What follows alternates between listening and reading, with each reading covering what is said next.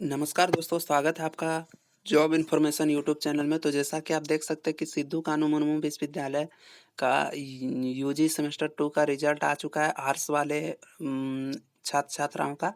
ये सेशन 2021-24 का है। तो इसमें आप देख सकते हैं कि बहुत सारे बच्चे प्रमोट हुए हैं, यानी कि वो लोग क्रॉस हो गए हैं।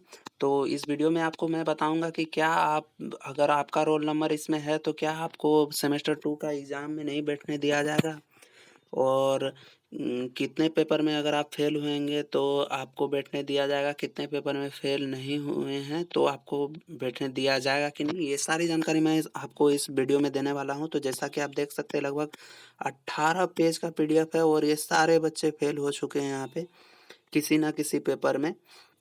तो चलिए आपको बताते हैं। और ये टोटल संख्या की अगर बात करूँ तो मैं सब जोड़ा हूँ तो 5328 बच्चे फेल हुए हैं इस बार सेमेस्टर 21-24 के सेशन में। तो चलिए इसकी मैं पूरी जानकारी आपको बताता हूँ।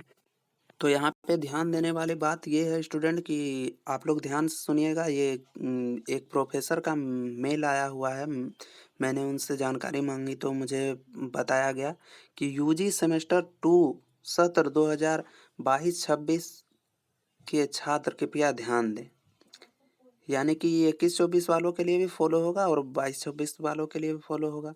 तो आप इस पे ध्यान दीजिए। जिन छात्रों का रोल नंबर प्रमोटेड लिस्ट में है, यानी कि जिस भी छात्र का प्रमोटेड लिस्ट में है, उन्हें घबराने की ज़रूरत नहीं है, क्योंकि नेप के नियमों के अनुसार केवल उन्हीं छात्रों को प्रमोट किया गया है जिन्होंने सेमेस्टर 1 और 2 को मिलाकर कम से कम 9 पेपर पास हैं।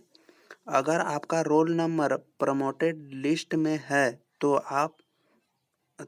इसका मतलब है कि आप सेमेस्टर 1 और 2 को मिलाकर 3-2-1 पेपर में फेल हो गए हैं। मार्कशीट का इंतज़ार करें, उसके बाद आपको पता चल जाएगा कि आप कितने विषयों में फेल हुए हैं। प्रमोट हुए किसी भी छात्र को सेमेस्टर 3 में जाने से नहीं रोका जाएगा। सभी छात्र सेमेस्टर 3 की परीक्षा दे सकेंगे। जब बाद में परीक्षा होगी तो आपको उन विषयों की परीक्षा देनी होगी जिनमें आप फेल हुए हैं और उन्हें पास करना अनिवार्य होगा। केवल वे छात्र फेल हुए हैं जो सेमेस्टर 1 और 2 को मिलाकर कम से कम 9 पेपर पास नहीं हुए हैं।